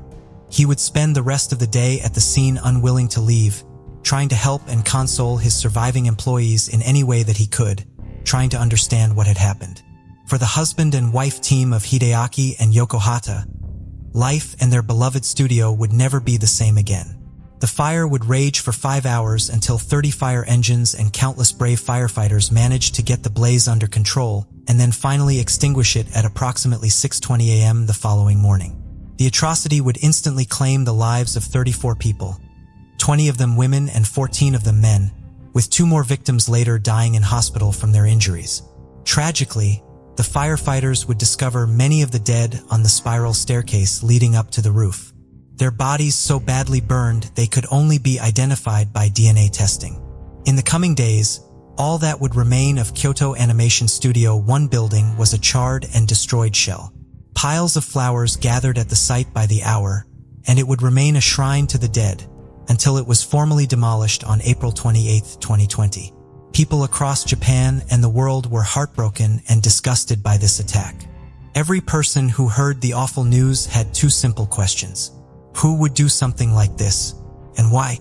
In 2019, 41-year-old Shinji Aoba had been out of prison for 3 years after a 6-year sentence for robbing a convenience store with a kitchen knife in 2012, and was now living in a single-occupancy apartment in a suburban area just outside of the north of Tokyo and over a 7-hour drive from Kyoto.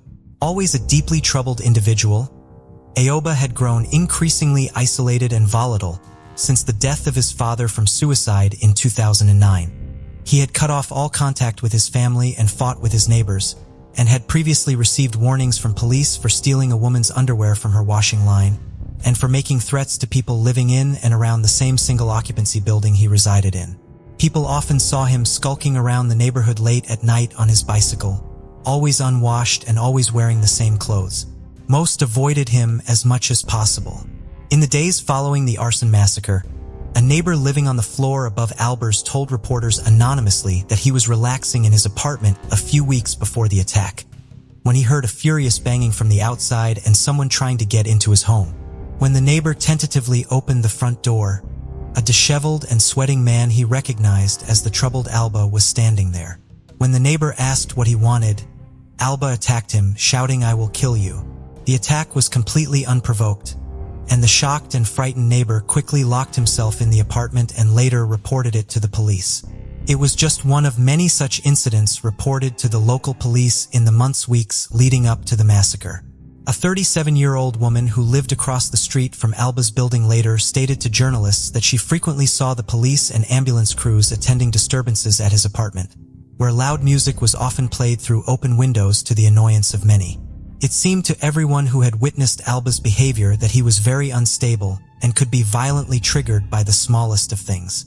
It would only be a matter of time before something pushed him over the edge completely.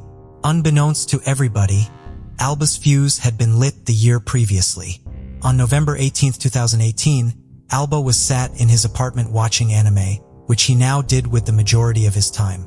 He didn't have any friends or hobbies, and anime and video games had become his only remaining connections to society, people, and real life. On this day in particular, he was watching the 5th episode of the popular Kyoani series named Tsurun, an animation about a group of high school boys in the archery club trying to make it to the national tournament whilst also overcoming other life problems.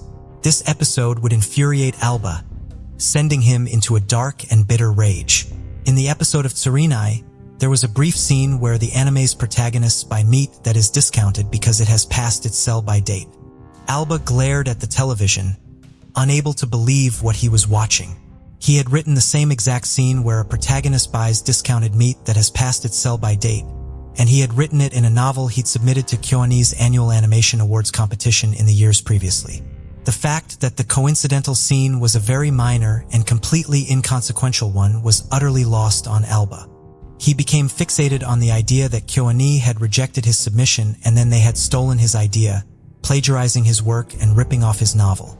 Alba became obsessed. It was in this same period of time that the studio received a deluge of anonymous death threats by email that numbered in the 100, and the police had been called in to patrol the main studios for a brief time. The emails could never be tracked down by the authorities due to the author using a particular software that blocked all tracing attempts. The police patrols gradually decreased as the death threats ceased. It would only be after the massacre and apprehension of the killer that the death threats and Alba would be linked, though not ever concretely proven. 4 days before the Studio One massacre, a 27-year-old company employee, who later gave his name to the media simply as Matsumoto, was lying on the sofa in his apartment watching a sports live stream on YouTube when the person in the apartment above his started banging on the floor.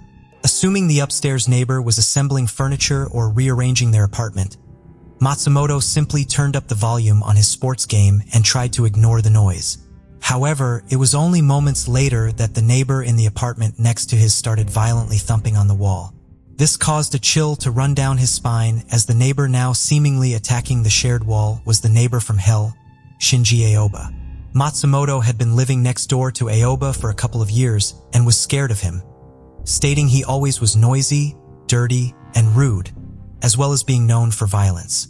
He said he smelled terrible, really bad. I'm sure restaurants wouldn't let him in because of the way he smelled. When Alba started beating on his front door, Matsumoto attempted to ignore it. But when Alba returned to his apartment and started throwing objects against the wall, Matsumoto decided to try and talk to him. He went outside into the corridor and knocked on Alba's front door. When there was no answer, he shouted through the letterbox that it wasn't him making all the loud noises but an upstairs neighbor. The door suddenly opened and out came Alba, grabbing the younger, smaller man by the throat and hair, shouting, "You're too loud. Shut up. I'm going to kill you." When Matsumoto again tried to explain to the enraged Alba that the noises hadn't come from his apartment but the one upstairs, Alba screamed in his face, "It's irrelevant. You're annoying. I'll kill you. I have nothing to lose." Shaken, Matsumoto fled the building to the nearest police station to report the incident. But when police finally arrived at Aoba's apartment to talk to him, he had seemingly gone missing. Matsumoto would later go on to state that Aoba's eyes had looked, quote, insane that night. The following day, Aoba was witnessed riding the high-speed bullet train from Saitama to Kyoto, where he checked into the cheap motel in a downtown area situated close to many popular tourist destinations and night spots.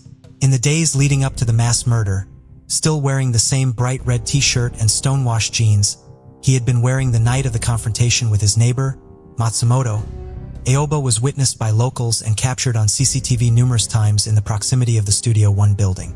On Wednesday, the day before the attack, Alba strolled into a hardware store and purchased a four-wheeled push trolley. That afternoon, he pushed the trolley over 6 miles to a gas station where he filled up 2 red plastic containers with over 10 gallons of gasoline.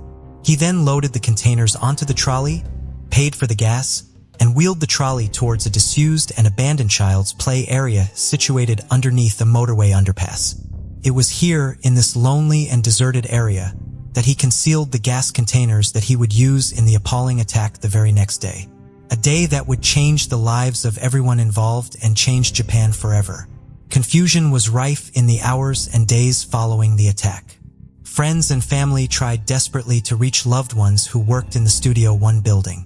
Authorities published lists of survivors and staff members who had been taken to nearby hospitals, and many family members were left bereft when they couldn't find the names of their loved ones on the hospital admissions or on the lists released to the media. 69-year-old Kazuo Okada, whose granddaughter Megumi Ono worked in Studio One and who hadn't been accounted for, told television reporters on the day of the fire that Megumi was my pride. Her name started appearing on the screens of anime movies. I was so happy to see that. I was proud of her. I want to see her face soon. It wouldn't be until over a week later that 21-year-old Megumi's fate would be conclusively determined through DNA analysis. Tragically, she had been another victim. As Japan mourned, new laws were passed making it more difficult to purchase large amounts of gasoline and plastic containers. And buyers now have to give their full details and an explanation for the purchase, which is all kept on record. Kind fans and supporters from across Japan and the rest of the globe came together making charitable donations to a GoFundMe for the studio, raising over $2,300,000 for the victims and their families. A large majority of survivors returned to work as soon as they were able to, going back to the jobs they loved, continuing to create the animation that brought so much joy to so many people, and honoring the memories of their friends and co-workers who had passed away. Upon hearing that the motive for the mass murder was revenge over a perceived act of plagiarism, the Hatters and staff members went back over past competition entries and did in fact find a submission from Alba. But it in no way resembled the scene that sent him over the edge and had no similarities whatsoever to any scenes from any of the other studio's many works. Following the attack, he was taken by a police guard to the intensive care unit at the hospital. He continuously admitted to setting the blaze as an act of revenge, telling the detectives, "I targeted the #1 studio where the largest number of people were working because I wanted to hurt many people. I lit the fire because KyoAni stole my novel." He also told police and hospital staff that he expected to get the death penalty. Suffering from severe burns to most of his body, he soon lost the ability to speak and could only breathe with the aid of a respirator. He also received multiple skin grafts, and police waited until he was healthy enough to be arrested and charged. That day finally came on May 27, 2020, Almost a year after the attack, Ayoba was still recovering in a Kyoto hospital from experimental artificial skin grafts, but he was judged fit enough to be finally arrested on suspicion of murder and arson. He was officially indicted on December 16, 2020. It is highly likely he will spend the rest of his life in prison and escape the death penalty. So many mothers, daughters, fathers, and sons were stolen in the cruelest of ways from their loved ones on that awful summer day in July 2019. However, their creativity, love, hope, and talent will never be forgotten and will live on in their animation work forever. Michaela Hall was born on February 7, 1983, to her mother, Julie. As an only child, Michaela and Julie shared an incredibly close bond, spending all their time together. Julie worked tirelessly as a single mother, determined to provide Michaela with the best opportunities in life. Michaela grew up into a happy and confident young woman, surrounded by a tight-knit group of friends, and she enjoyed spending time out with them. Michaela later married a man from Oxford, but their relationship eventually ended in separation. The breakup was an extremely difficult period for Michaela as she struggled to come to terms with the end of her marriage. One of Michaela and Julie's favorite pastimes was going on holiday to Turkey. During one of these trips, Julie met a man named Mehmet Sahin. Mehmet knew from the moment they met that Julie was the one for him. The couple quickly fell in love and married in 2002. And Mehmet moved to the UK to live in Oxford with his wife and stepdaughter. In 2007, Michaela went to Turkey again. It was here that she met a waiter who worked at the resort, a man called Ensar Gal. They soon began a relationship and she quickly fell for him, returning to Turkey not long after to see him again. After coming back to the UK a couple of weeks later, Michaela found out she was pregnant. She was determined to make the relationship a success and couldn't wait to meet her baby. The pair had a long-distance relationship, and she would travel to Turkey every few months to see Ansar. In 2008, they welcomed their first child, a daughter. Just a few weeks after the birth, she discovered she was pregnant again, and the couple had a baby boy the following year. Being a mother was everything to Michaela. Her friend described her son and daughter as being her right and left arm.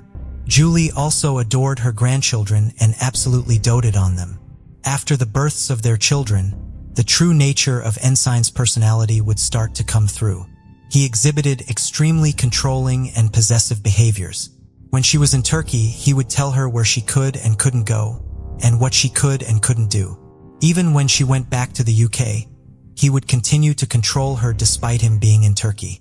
Michaela wanted her children to have their father in their lives, and she wanted him to come to the UK so they could be together and try and make their relationship work. Being a working mother with 2 young children meant life was busy and money was tight for Michaela. But determined to make it work, she would spend a lot of money flying out to Turkey to see Enzer, sometimes taking the children with her and other times leaving them in the care of her mother. As Ensa did not like to share attention with the children, he would take advantage of how giving she was, and her finances would take a massive hit because of this. She would buy him gifts in the UK and send them out to him. According to those that knew the couple while he was still out in Turkey, his relationship with Michaela didn't matter to him, and he continued to have sexual relations with other women. The abuse in the relationship would start to escalate. When Michaela went out to Turkey with the children to see him, Julie had also gone, and she remained at the hotel to look after her grandchildren. Michaela and Enzer had returned in the early morning hours, and an argument broke out in the kitchen. As he began to raise his voice, Michaela told him to be quiet because the children were asleep and she did not want them to be woken up. Enzer then raised his fist and went to strike Michaela. Julie stepped in between them and tried to stop him, but he shoved her out of the way and then struck Michaela. Julie told friends that when she looked in his eyes, she thought he wanted to kill her. After having a bad feeling about him for so long, this incident only made Julie's hatred for him grow. Michaela continued to hold on to the hope that once he left Turkey and moved to the UK to settle with her and the children, that their relationship would start to get better. But more problems would arise. Ensar had absconded from Turkey's national service, and he was not allowed to move to the UK until he had completed this, and his visa was put on hold. Michaela spent significant amounts of money trying to go through various channels to help him. He finally agreed to take part in his national service, after it became clear that this was his only option and the only way he was going to get his visa. But this led to further problems. He blamed Michaela for having to do his national service, even though it was completely out of her control. In December 2010, as he was doing his national service, without warning and with no reason given, he ended his relationship with her. Michaela was devastated. She began talking to an ex from Turkey and decided to go out there to see him, but later said she had made a mistake in seeing the ex, adding that she should have been trying to patch things up with Enzer and make their relationship work. She returned to the UK and, in a panic, had her friends help her erase and remove any trace of her being in contact with her ex, knowing that if Enzer found out, he would likely explode. A few days later, Michaela received a call. It was Ensar acting like nothing had happened. They agreed to give their relationship another go, but her friends urged her to reconsider and not get back together with him. But she decided she was going to give it another go. In March 2011, she traveled to Turkey and the pair got married. Julie refused to go. Michaela had also not told her friends that they were getting married, with some finding out via Facebook when Julie posted a congratulatory message to the couple. Michaela flew back to Britain and began working to get her new husband a visa. However, he soon found out that she had previously gone back to Turkey to see her ex, and this enraged him. He would become even more verbally abusive when they spoke. This would often reduce her to tears, and her friends would also hear the verbal abuse, telling her that this was not normal behavior, and he shouldn't be treating her that way. He continued to spam her phone with calls, even throughout the night, calling 26 times on one occasion in August 2011, leaving her feeling incredibly depressed, with a friend saying she was even contemplating suicide. Her friend told her she needed to turn her phone off. The following day, Michaela heard that his visa had been approved and was on his way to be delivered to him. The day after, Ensar Gold boarded a flight to the UK and left Turkey. He lived with Michaela and their children at Julia Mehmet's house in Thame, Oxfordshire. The tensions would soon start to come to the surface. Julie's hatred of Ensar was reciprocated, with him loathing how close she was to her daughter. Other people in Michaela's life would see his deeply controlling and abusive nature, with him telling one of her friends that Michaela would always be his. His hatred for Julie and living in her house, coupled with his desire for revenge after finding out Michaela had met with an ex after he had ended their relationship without warning, began to boil away inside him. In a conversation with Mehmet, Enzer said he felt like killing Michaela, but Mehmet believed he was just saying things in anger, not actually meaning it. One morning, Michaela called one of her friends. She was extremely fearful and frightened, as Ensa had told her that if she returned home, he would cut her head off. Just 2 weeks after he arrived in England, a plane ticket was bought for him to go back to Turkey permanently. Michaela was devastated and begged him again for a final chance to make it work. As he was on his way to the airport, he decided to abandon the flight and return to the family home. On September 2nd, he slept with a woman from a local bar, again showing no interest in his wife or his marriage. The following day, September 3rd, Enzer slept with the woman again and also consumed a significant amount of alcohol, as well as missing his shift at the local pretzel restaurant. He then went to the takeaway that Mehmet worked at 1:15 a.m. on the morning of September 4th and asked him if something were to happen to Michaela and Julie, what would happen to the children. Mehmet believed this was nothing more than the alcohol talking. At 2:10 a.m., Ensar Gold returned to Iriton Court. Julie and a friend Casey were watching television in the living room, while Michaela slept upstairs with their daughter in the room and their son in the room next door. Enzer headed into the kitchen and took a knife from one of the drawers before going upstairs. As he went into the bedroom where his wife and daughter slept, it was here that he launched a terrifying attack, stabbing Michaela repeatedly. Julie and Casey ran upstairs to see what the commotion was. When Julie got to the bedroom, she found Ensa straddling Michaela as he stabbed her in the neck. As she tried to pull him off of her, she slipped and fell onto the floor. Ensa then turned his attention to her, repeatedly stabbing her as he had done to Michaela. Casey was also stabbed 4 times, with one of the knife wounds missing her pulmonary vein by a matter of millimeters. Casey was able to escape the house and run, but Julie wasn't. As she tried to get to the door, she collapsed at the bottom of the stairs, the catastrophic blood loss making her unable to carry on. Ansar Gal then took their 3-year-old daughter and headed off into the night. After hearing the screams, a worried neighbor immediately called the police, and before long emergency services were on scene. Casey was taken to John Radcliffe Hospital, where she would eventually make a recovery. Julie was found in a fetal position just inches away from the door. Michaela was found in the bedroom. The hunt was now on to find Ansar Gal. He was seen on CCTV walking down the street, holding his infant daughter in his arms. He was still carrying the knife he had used in the murders, and his clothes had blood spatter on them. He walked to the pizza place where Mehmet worked and shouted, "No one believed me, but I've done it. I've butchered them both." He then put his daughter down on the ground and told Mehmet to take care of her. Mehmet did everything he could to comfort the shaking and traumatized little girl, whilst also calling 999. As he walked around, Enzer called his family in Turkey. A man was seen on CCTV footage walking up to him to ask him for a cigarette lighter, but he immediately walked away after seeing Enzer holding the knife. The CCTV also captured the moment Nsargal was taken into custody by 2 police officers. He told the officers, "Yes, I killed them, but you don't know why." Senior Investigating Officer Detective Chief Inspector Joe Kidman would later praise the police officers who had arrested him as they were unarmed, saying they showed great bravery and composure. As he was being questioned, he complained about the blood on his clothes and showed little to no care about what he had just done. Just 3 hours before committing the murders, he sent a message to his cousin on Facebook saying, "Have a look. All the English papers will talk of me tomorrow. The crazy Turk wolf who covered London in blood. The knife is ready. You know I'm handy with a knife. Good with knives." Postmortems were carried out on Julie and Michaela, and it was determined that most of the stab wounds had been to the chest and neck, leading to extensive blood loss. Julie was stabbed more than 50 times, and Michaela suffered more than 40 stab wounds. This had all happened in front of their 3-year-old daughter, with their 2-year-old son in the next room. And Zargal was charged with the murder of his wife and mother-in-law and the attempted murder of Casey.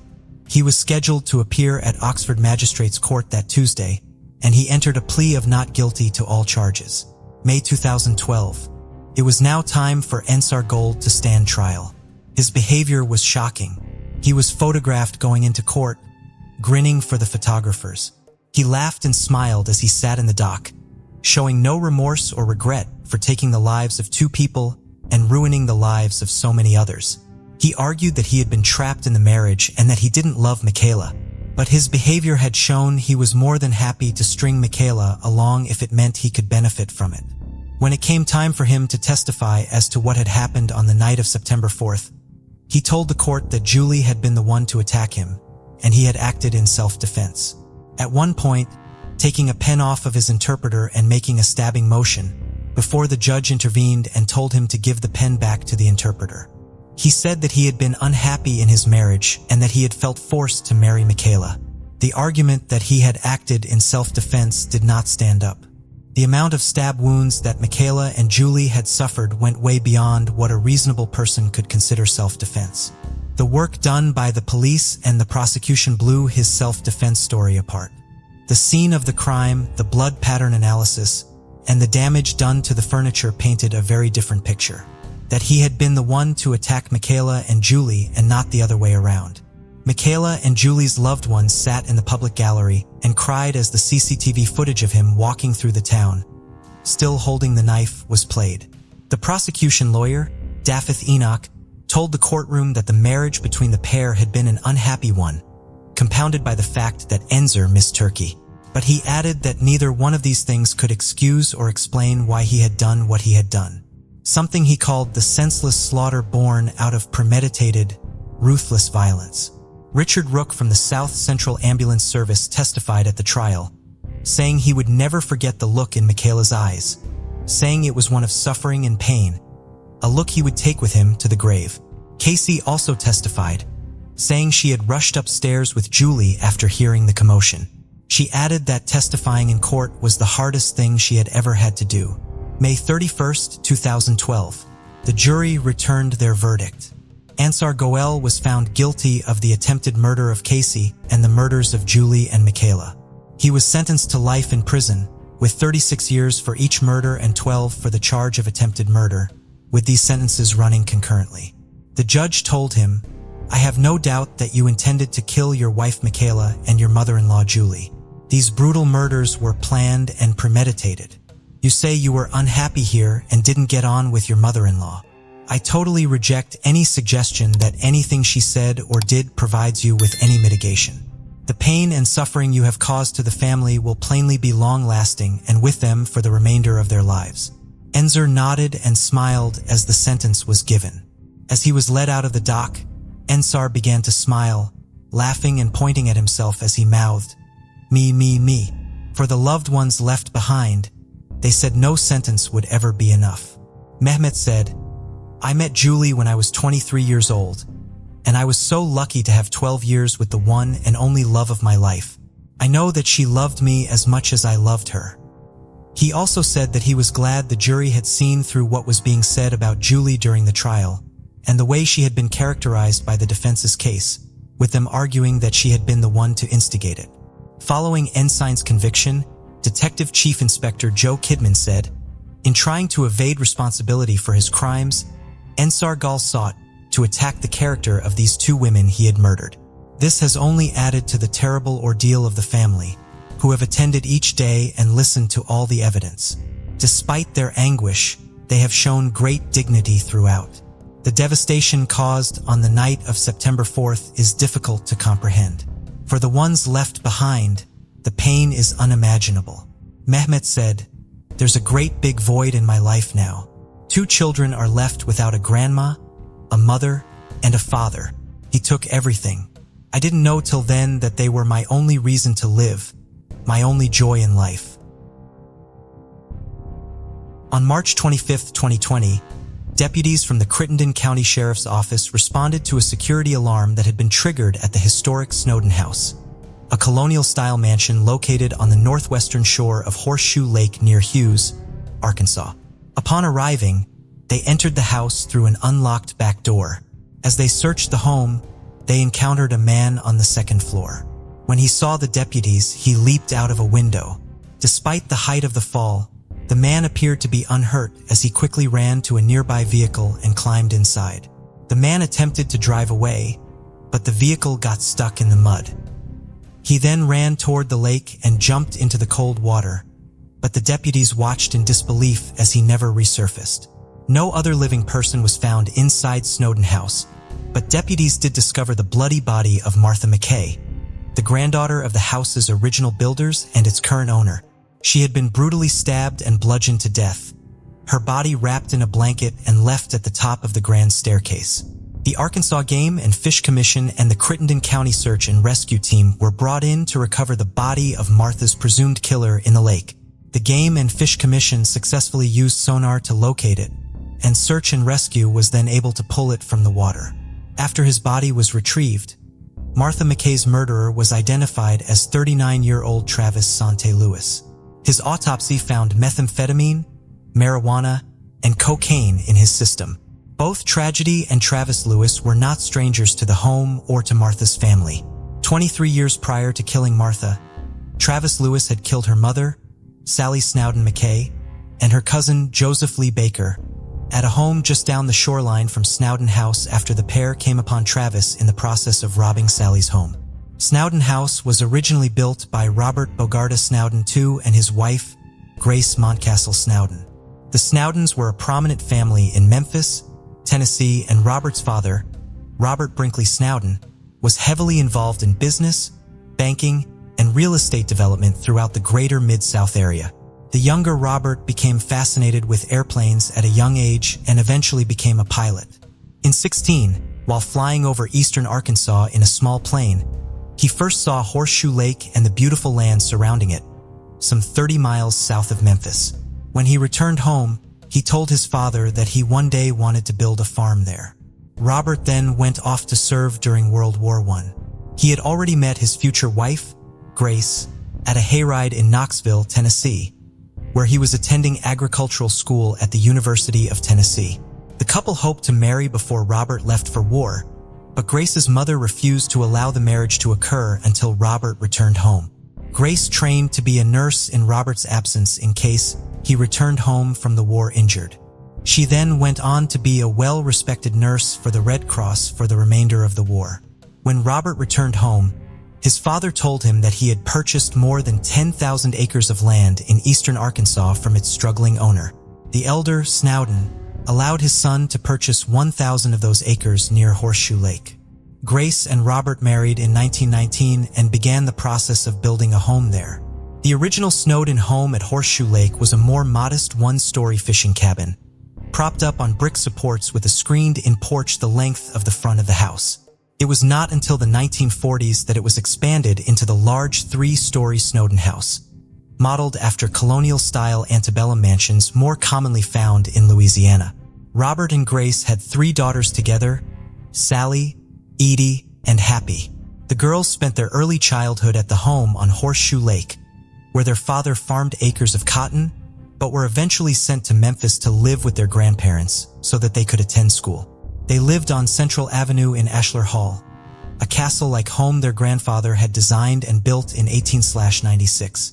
While Sally Snowden spent her school years in Memphis and much of her young adulthood in California, her heart remained at Horseshoe Lake. She eventually married an actor from New York named David McKay, and they moved to San Francisco. By 1976, the couple's children were grown and their marriage was over. Sally moved back to Memphis, where she bought a home in Midtown and opened an office for her work as a certified public accountant. However, she spent as much of her time as possible at her home in Horseshoe Lake, not far from Snowden House. While the Snowdens were the first people to build a home on the lake and for a while were the only ones with the residents in the area, over the years a small community had sprung up around the lake and it was continuing to expand. Sally was in charge of managing the family property in the area. Her father had created a corporation that controlled the properties he owned in the 1960s and divided shares in the company between his daughters and their children. The company controlled the house and its surrounding farmland, as well as a fishing camp, industrial property in Orchard, and 30 lakefront cabins Robert owned. Following his death in 1982, Sally had been put in charge of the corporation. She had divided up ownership of the cabins between her family and the families of her 2 sisters, but everyone remained joint owners in the rest of the property through their shares in the corporation. By the 1990s, much of the land was leased, including Snowden House itself, which was leased out to a family that ran a bed and breakfast and a restaurant out of it. Sally now had recreational rentals on some of the property that she also managed. She also opened a small antique store, Horseshoe Antiques, in the area around this time. Sally was high-spirited and happy. She loved to travel and was always up for an adventure. She was most comfortable in sandals and jeans. She once told her friend, Karen Shea, about an English lord she had met in her youth. He had wanted to marry her. When Karen asked why she hadn't accepted the proposal, Sally replied, "Oh Karen, I just didn't want to get dressed up all the time." Everyone who lived near Horseshoe Lake knew her simply as MS Sally, even though many of them were her tenants or employees. "I don't care if you're black, white, or whatever. If you was in trouble, if you needed help, and went to Miss Sally, you could have got it," lifelong Horseshoe Lake resident Levi Glasper said about her in 1996. Lee was like that too. He was the same way. Lee was Joseph Lee Baker, Sally Snowden McKay's nephew. Lee was a popular Memphis area blues musician. He played guitar and regularly performed at venues on Memphis's famous Beale Street. He was in several bands over the course of his career but was mainly playing with his band, The Agitators, by the 1990s. He had collaborated with numerous other artists on the recordings over the years. Lee and his wife Carol lived on a house near Horseshoe Lake with their 3 sons, Joe, Bo, and Ben. On August 12, 1996, the home was tragically lost to a fire, which burned so intensely that it melted the paint off of one of the fire trucks that had responded to put it out. Authorities were investigating the possibility that the fire had been the result of arson. The Bakers were therefore staying at a lakefront home just 100 yards down the road from Sally Snowden McKay's home. On the morning of September 10, 1996, Carol Baker saw her husband exercising. He gave her a kiss and told her he will be going over to speak with his Aunt Sally about some business. He assisted her with some of the operational aspects of managing the family's properties. Later that morning, a local man named Bobby Couples came across a bright red Toyota Camry wrecked along the side of the road. The car was on its side, and its engine was still running. Bobby kept driving and stopped at a nearby boat shop to see if anyone there knew whose car it was. Levi Glasper, one of the owners of the shop, came out to see the car and identified it as belonging to Sally Snowden McKay. Levi and Bobby immediately went to Sally's home, roughly a mile away, to check on her. When the two men arrived at the home, Lee Baker's white GMC Sierra was backed up against its back door. Levi, a volunteer firefighter, put the back of his hand up against one of the home's windows and could tell by the heat he felt that there was a fire inside of the home.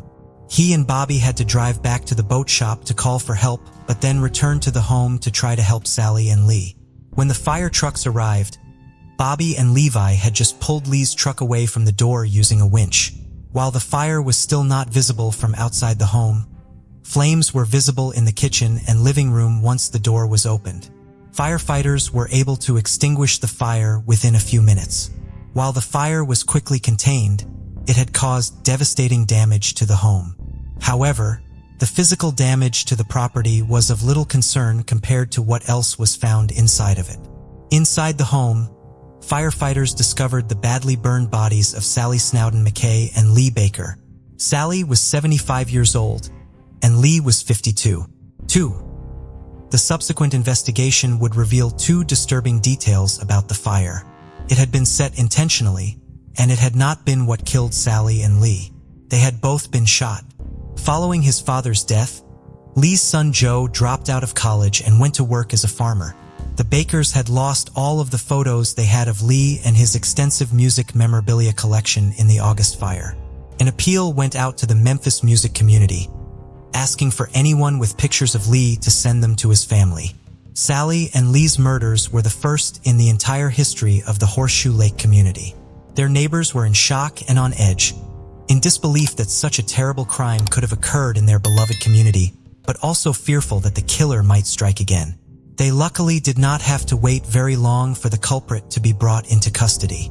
On November 5, 1996, less than 2 months after the murders, authorities made an arrest in the case. They arrested and charged Travis Zante Lewis, a 16-year-old sophomore at nearby Hughes High School, with 2 counts of capital murder. His birthday was in October, meaning that he had been just 15 years old at the time of the murders. Travis Lewis did have a minor juvenile record with charges ranging from a curfew violation to aggravated assault. The Horseshoe Lake community was still shocked that he had committed such a heinous crime. He was described as scrawny and quiet, polite, and soft-spoken.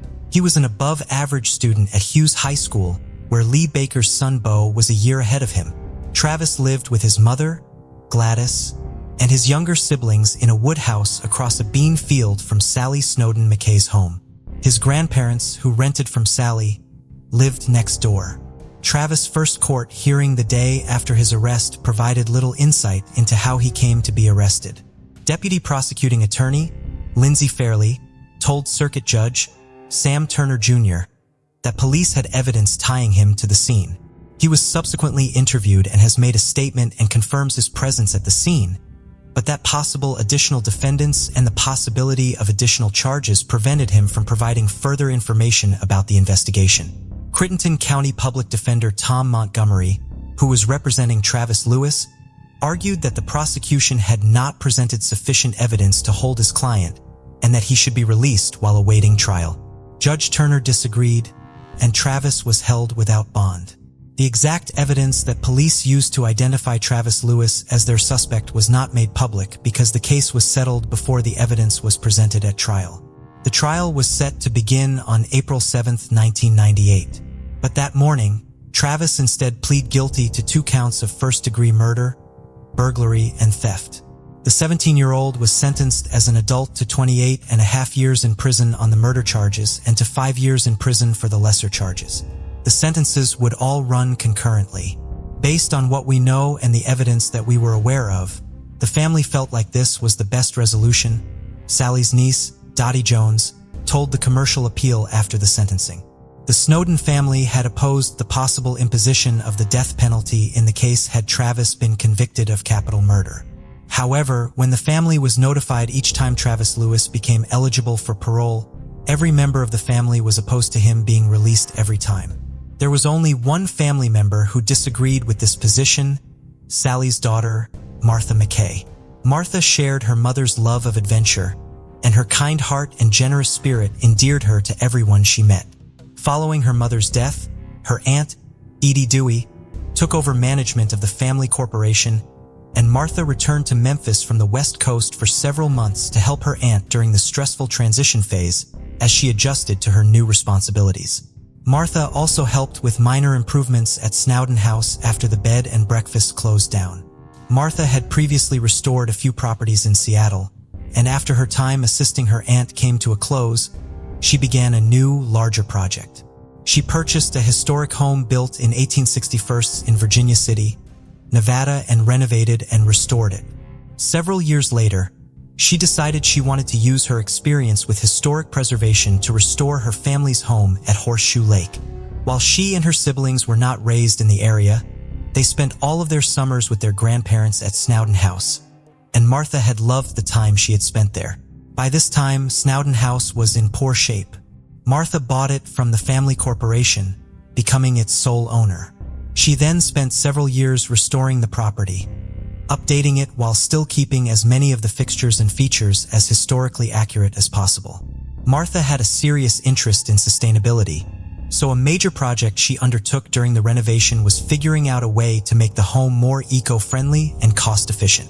Using the ancient furnace to heat the house was a $1,000 a month expense. She eventually put in a geothermal system that used water from the lake to regulate the temperature in the house. Martha's initial plan when she bought Snowden House was to use it as her personal residence, and also rent it out as an event venue. However, by the time the extensive restoration on the home was complete, the country was in the middle of a recession, and Martha lost her confidence in her business plan. She put the property up for sale, but could not find a buyer. Martha's inability to sell the house ended up being beneficial for her as she was able to return to her original plan for the house as the economy improved. She turned the home into a successful venue for weddings and other private events and also began renting out one of the home's bedrooms on Airbnb. Martha was a longtime Buddhist, and while she was devastated over the deaths of her mother and cousin, she felt it was important to try to forgive their killer. She also felt sympathy for him because he had been just 15 years old at the time of the murders. After Travis pleaded guilty to the murders, Martha reached out to him in prison. Martha's communications with Travis were also influenced by the fact that she did not necessarily believe that Travis had acted alone, and she hoped to find out any further truth about what had happened to her mother and cousin. Travis had confessed to being at Sally's home at the time she and Lee were murdered, and that he and another man had been in the process of robbing it when they were discovered by Sally and Lee. However, he maintained that this other man had actually killed them, even after he pleaded guilty. Based on Lindsay Fairley's statements at the initial hearing, it does appear as though authorities were investigating someone else based on Travis's initial statements to them and believed that they might be making another arrest in the case. However, they appear to have not found evidence supporting Travis's claims of the involvement of this other person in the crime, as no other arrest was ever made. The man Travis claimed was the actual killer was found to have a solid alibi for the time of the crime. Martha, seemingly unable to believe that a 15-year-old could have perpetrated such a violent crime on his own, pressured the police to continue investigating the case, believing that there was more to the story and more people who needed to be brought to justice in the case. Martha's entire family did not support her communications with Travis and told her that they believed that nothing good would come of them. Despite the objections of her relatives, Martha visited Travis in prison, wrote him letters, and supported him being released on parole. I think that she really felt in her heart he deserved to be rehabilitated, which I think really speaks to her character after such a tragic event happened to such a close family member. Lee's son Joe Baker is hit following Martha's murder. I'm just beyond sad that it turned out this way for her. Travis was released on parole in 2018, 20 years after he pleaded guilty, and Martha continued to help with his rehabilitation. Seemingly without the knowledge of her family, Martha gave Travis a job doing odd jobs at Snowden house following his release. He lived and worked on the property with his mother, Gladys, whom Martha had employed as a housekeeper at the property for several years. Eventually, even Gladys told Martha to give up on her son, warning her to distance from Travis because he was reverting back to his old ways. While Martha gave Travis so much in terms of forgiveness and empathy, she finally reached her limit of how much grace she could extend to him a month before he killed her. Martha fired and banned him from her property and detailed the incident that led to her decision to do so in her diary. Martha had sold an antique chandelier for $10,000 and her buyer had paid for it in cash. Travis was present at Snowden house when Martha arrived home to stash the money before depositing it. The money then disappeared. Martha fired Travis and banned him from her property, believing he had been the one who had stolen the cash. Martha's case is closed and her killer cannot be prosecuted because of his death.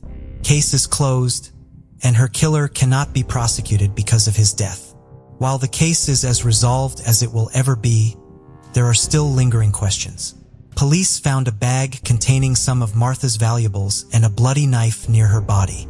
It is unclear if Martha was killed after walking in on Travis robbing her home, like her mother and cousin had been years earlier, or if Travis had come to the home to kill Martha and then decided to rob it after she was dead. The former scenario may be slightly more plausible as Martha had the chance to set off her alarm, which would have been easier to do when she first walked into her home and saw Travis there and more difficult to do if he had attacked her as soon as he was able to make his way into the house.